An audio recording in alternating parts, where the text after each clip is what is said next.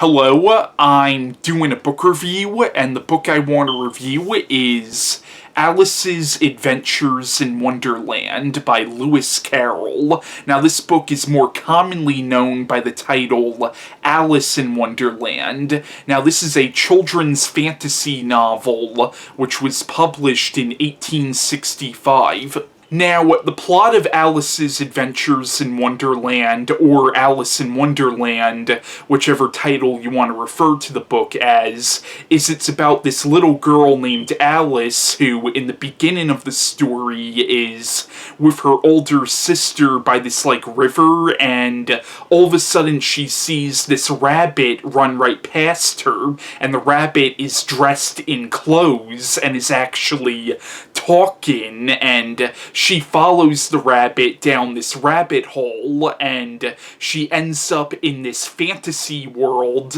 which of course is Wonderland. So pretty much the plot of the book is it follows her adventures in Wonderland, which is a place where really nothing makes sense. Now, I of course did not have to explain the plot line of this book because everybody knows what this book is about. Everybody knows the story of Alice in Wonderland. Even if you've never read this story, you know the story of Alice in Wonderland. It's one of those stories that really has become indented into our culture. It's one of the most famous stories in English literature. But as I said, even if you've never read this book, you know this story and you know what happens in this story. Everybody knows who Alice is, everybody knows who the Mad Hatter is, or the White Rabbit, or the Red Queen.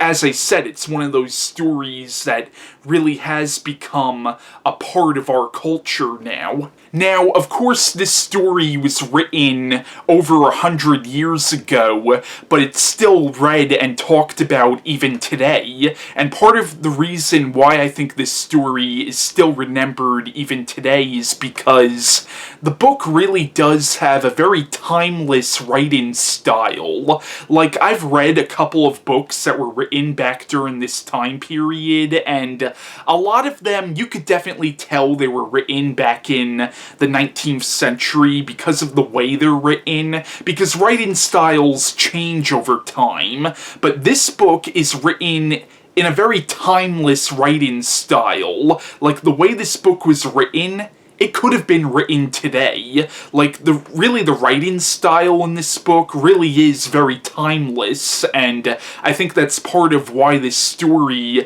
is still read and talked about even today. Now, I actually found Alice's Adventures in Wonderland to be a really funny book, actually. The book is actually kind of hilarious, and it's hilarious because of how nonsensical it all is, because of how absurd and silly all the characters that Alice meets in Wonderland actually are, and everything in Wonderland seems to just defy logic. And I heard that Lewis Carroll, and yes, I am aware that Lewis Carroll was not his real name, but I heard that he actually wrote this book as kind of a way to teach kids logic. Now, some people believe that Lewis Carroll was actually on drugs when he wrote this, but I've heard that that's actually a myth, but I could kind of see why some people would have that belief, because there is a lot of really trippy stuff in this story. And also, maybe it was the hookah-smoking caterpillar that sits on a mushroom that gave people that idea, too.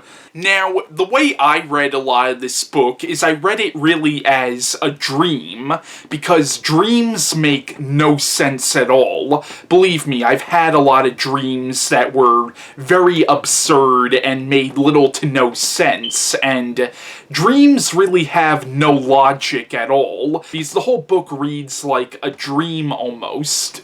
Now, in this story, you see the character of Alice go through a lot of physical changes, like in the beginning of the story when she first enters Wonderland, she drinks this drink that makes her smaller, and then she gets bigger again, and when she meets the hookah-smoking caterpillar, like one side of the mushroom makes her larger, the other one makes her small, so she goes through a lot of physical changes in this story, and if you wanted to, you could look at a lot of the changes that Alice goes through in this story as being a metaphor for the changes that people in general go through when they grow up. Now, one thing I thought was really funny is in this story, there's a lot of parts where Alice starts to get fed up with how nonsensical the creatures that she meets in Wonderland actually are, and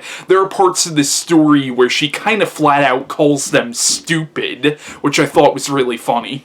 Now, in 1871, Carroll wrote a sequel to this called Through the Looking Glass. Now, there have been countless different film adaptations of this story. Perhaps one of the most famous adaptations of this is the 1951 animated Walt Disney version, which is the version of this story that I really grew up on. Now, one of the most recent adaptations of this story was Tim Burton's version, which came out a few years ago, and I know they're coming out with a sequel to the Tim Burton film.